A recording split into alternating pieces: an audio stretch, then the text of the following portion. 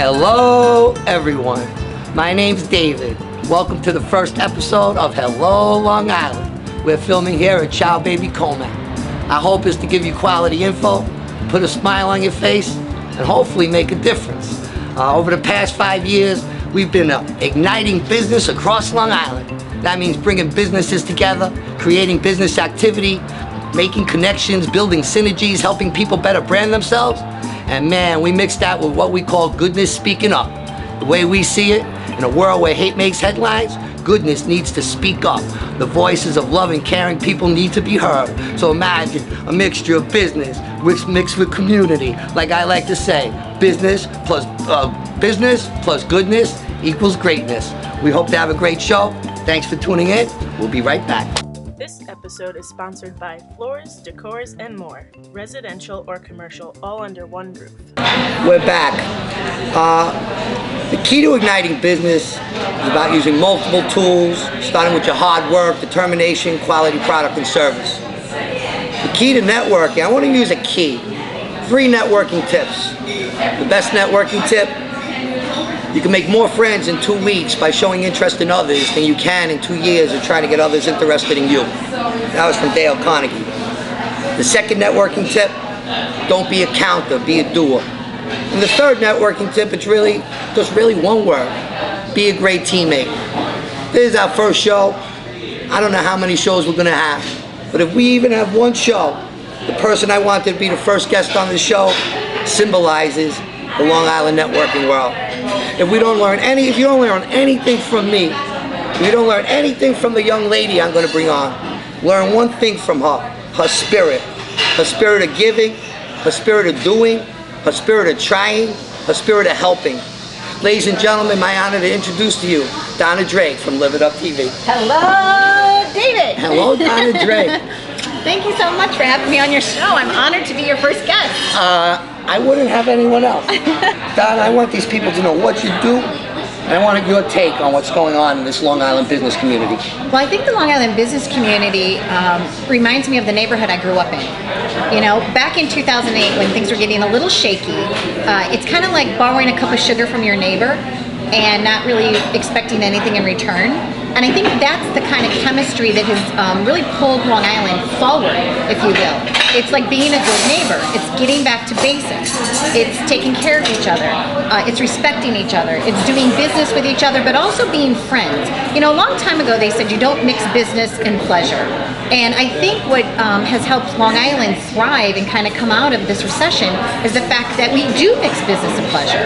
We're friends and we have each other's backs. And I think that is one of the keys to our success. Nice guys finish last. Society, they say things and people hear it and we just let it go, but you just said how the business and everyone gets along. And nice guys finish last to me is one of the stupidest expressions that have gained mass popularity. For me, it means that we've brought generation, because when they say nice guys finish last, it could be anything. But they mean it mostly towards business. Like, you can't be a nice guy in business. What kind of generation is that to bring up that in business you need to be screwed up to succeed? What do you think about that? I agree with you 100%. I think that people do business with people they like, people they can trust, people that have integrity, people that are not only looking to grow their business, but the other person's business. You know, you opened up the show and you talked about that. It's being other-centered. You know, it's like, what can I do for you? You know, what skills, what talents, what abilities do I have that are going to help you build your business? How can I help you build your ROI? And in return, people are looking to do the same thing. Now, you asked what I do. I host a television show called Live It Up. It's my own show on CBS. And I started it basically from scratch. There were no sponsors. Nobody in 2008 was coming to my rescue saying, oh, here's a whole bunch of money, go do a show. Nobody in my industry had work. So we created work. And it just kind of got bigger and better and engaged more people in the community. And every week I try to give 2 minutes of pro bono airtime to nonprofits. And I'm just standing up and giving people hope. And I think what you do, which is so beautiful, is that you're a great connector, David. You take people that are like-minded, that are positive, people that people want to do business with because they like you, and you put them all together. You know? The media bombards us with negativity. they have a philosophy of if it bleeds, it leads. And to me, it's like a bad habit hovering over society.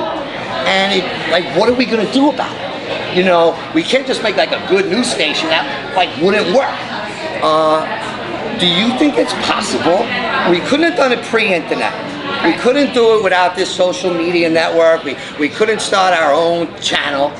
But do you think it's possible for regular people like us to come together and create our own opposite to the negative media and actually hopefully change the world? Is that possible? I definitely think it's possible. I was voted most optimistic of my senior class, though, David. So I was voted biggest pain in the butt in my senior year. when we first met, maybe about a decade ago, you were talking about goodness speaking up, and I stood up and I applauded for you. You know, because you were upset about something, and it's okay to be upset about issues. It's okay to take a stand for things that you believe in. It's okay to get angry once in a while, but it's equally okay to figure out the solution to it. You know, whatever the problem is, instead of just, you know, being complaining and negative and moaning about it, helping stand up and find a solution, the goodness. I think what we do every day is that we choose to give ourselves a clean slate. You know, we know that there's situations out there that are dire. We understand that things are not so great. But it goes back to, like I said earlier, about borrowing a cup of sugar.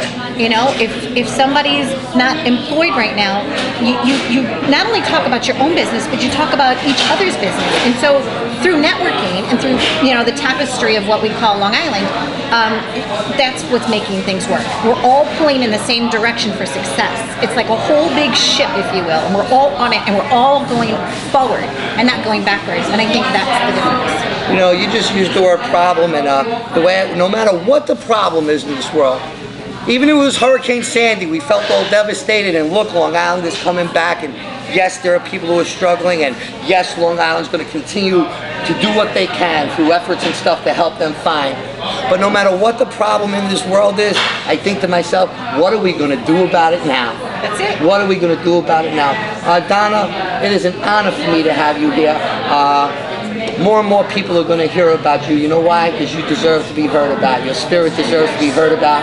And I just thank you for dealing and putting up with me these last few years. I thank you so much. You're amazing. It's great to be on your team. So. This episode is sponsored by 2000 Computer Solutions. When it comes to business, there is no time for downtime.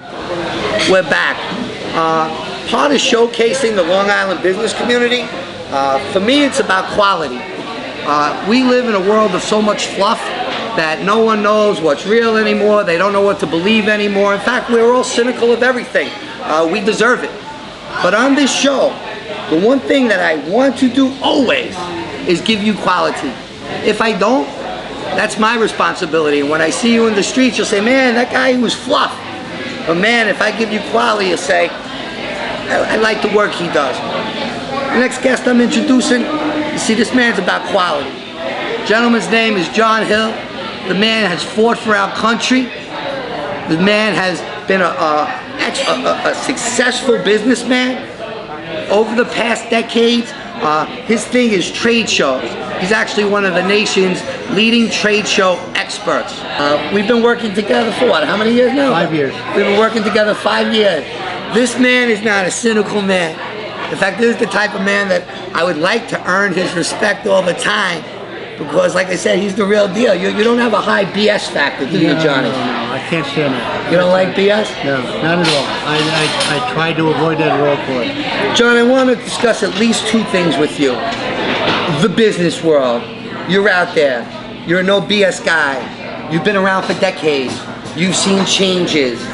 I'd like to know some of the changes that you've seen, and I'd like to know your thoughts on what's happening now, good stuff and bad stuff. Well, the big thing that everybody's talking to me about right now is Obamacare and how it's going to affect their business. And I have people that are in business right now that are already looking. They have 150 employees. They're looking at how they can cut back to 49 employees so they can cut out Obamacare if at all possible. And that's the big thing right now. But if you look at what's happening in the world today, there's a lot of people that talk about running a business, but all they've done, not really run a business, they bought themselves a job. A lot of people are in business today. They say they're in business, but they're really not in business. They just have a job. Okay. I think it's been 3 years now, John? Yes, more than 3 A years. bit more than 3 years. I started what is known as the LIASB, the Long Island Advancement for Small Business. Now listen, I got a letter from one of his associates the other day telling me don't use the word networking with them, so I won't. Because networking is a buzzword now and it can describe so many things. But education, information, helping businesses. In fact, before you say a word, that MTA commuter tax that was passed about 2-something years ago, I know you teamed up with the wonderful Teresa Ward, and you guys got the ball rolling on that. Before any politicians started saying this is wrong, you guys had, I think, over 15,000 people sign a petition. We had over 15,000 people sign petitions, and not only that, we visited the politician that was the deciding vote on this thing out at his office, and quite frankly, to make a long story short, he's no longer in office. You know, John, I tell these people on the show, not these people, you people, sorry about that, people. I tell these wonderful people on this show that we want to make a difference, but that's an example right there. You literally made a difference. The MTA tax was unjust to Long Island businesses. If no one said anything about it, it would still be on the books. But because it was so obviously wrong, and you brought people together and spearheaded a campaign in a relatively short amount of time, you got an unjust law fixed. His passion is to help people.